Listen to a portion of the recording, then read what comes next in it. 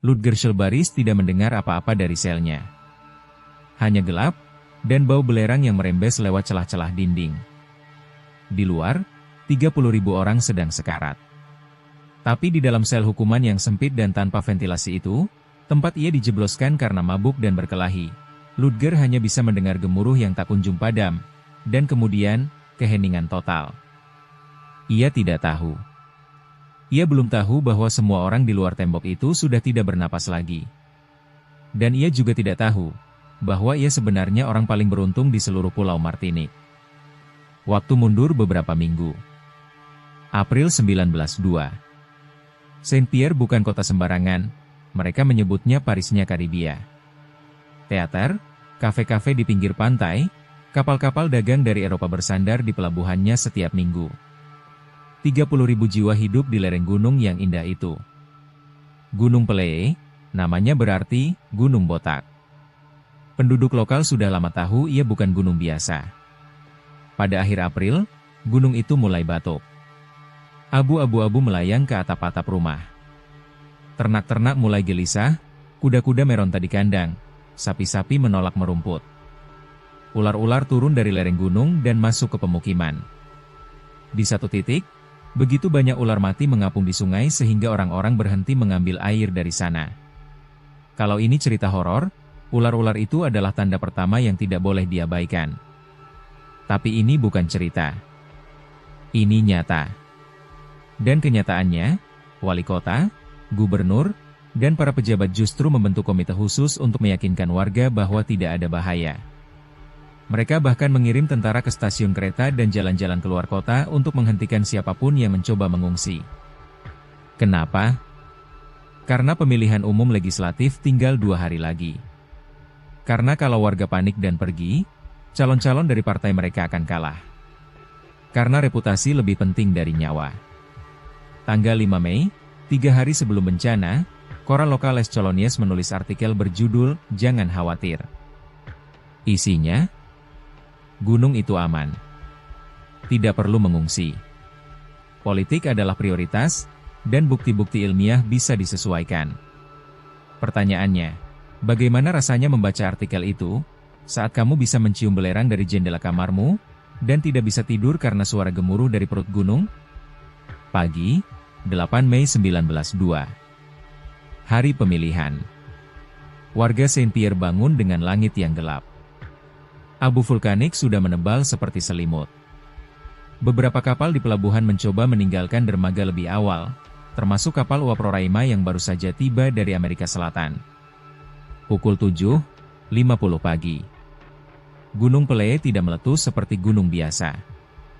Tidak ada lahar. Tidak ada aliran lava seperti yang ada di film-film. Yang keluar dari perutnya adalah sesuatu yang lebih cepat, lebih panas, lebih mematikan, nuée ardente. Awan panas. Satu dinding raksasa dari gas super panas, debu, dan bebatuan, suhunya mencapai 1000 derajat Celcius, meluncur turun dari puncak gunung, sejajar dengan lereng, dengan kecepatan 650 km per jam. Cepat seperti jet tempur. Kota Saint-Pierre lenyap dalam waktu kurang dari 2 menit. 30.000 orang meninggal seketika. Paru-paru mereka hangus akibat menghirup udara yang lebih panas dari oven. Pada sebagian besar korban, bahkan api pun tidak sempat menyambar tubuh mereka. Gelombang itu sendiri yang membunuh. Di pelabuhan, kapal Roraima terbalik dan terbakar. 28 dari 30 awak tewas. Di teater kota, pertunjukan yang direncanakan malam itu tidak pernah terjadi. Tidak ada satupun aktor yang selamat. Tapi Ludger Schelbaris, dia selamat. Selnya terletak di bawah tanah. Dinding-dindingnya tebal. Satu-satunya celah ventilasi, kecil, dan berada di sisi yang salah dari arah datangnya awan panas. Sel itu berubah menjadi oven yang hampir memanggangnya hidup-hidup, tapi Ludger masih bernapas. 4 hari kemudian, tim penyelamat mendengar suara dari bawah puing. Mereka menggali. Mereka menemukan Ludger, kulitnya melepuh parah, tapi sadar.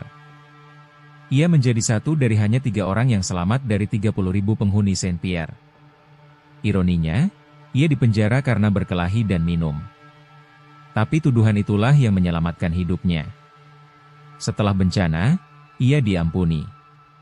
Ia kemudian bergabung dengan sirkus Barnum Bailey, ditampilkan sebagai satu-satunya manusia yang selamat dari kota terkutuk.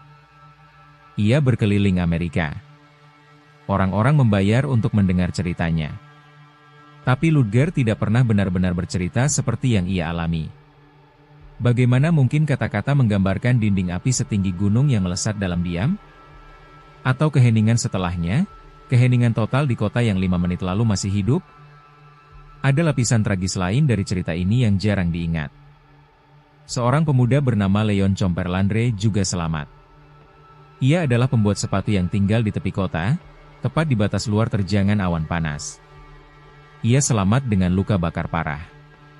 Tapi ia meninggal di tahun yang sama, bukan karena luka-lukanya, melainkan karena trauma yang tak bisa ia jelaskan kepada siapapun. Tidak ada psikolog bencana waktu itu. Hafifra Daifrile, seorang gadis 10 tahun, juga selamat. Ia sedang mendayung perahu kecil ke sebuah gua di tepi pantai saat awan panas melesat di atas kepalanya, terlalu rendah untuk menyentuh perahunya. Ia ditemukan terapung, shock, berhari-hari kemudian. 3 orang selamat. 3 versi trauma yang berbeda.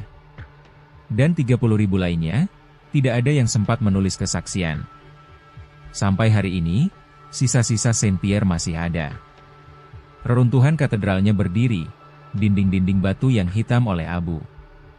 Loncengnya meleleh dan menggantung miring. Di museum yang dibangun di lokasi kejadian, ada jam dinding yang berhenti tepat di pukul 7.50. Setiap turis yang datang melihat jam itu, lalu diam.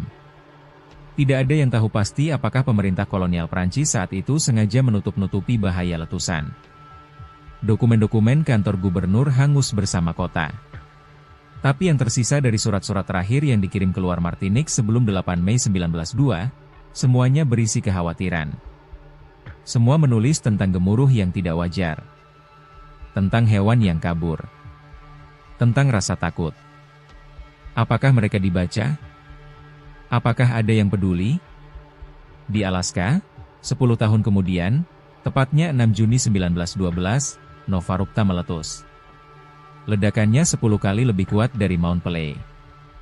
Abu vulkaniknya menyebar ke seluruh belahan bumi utara. Tapi tidak ada satupun korban jiwa. Kenapa?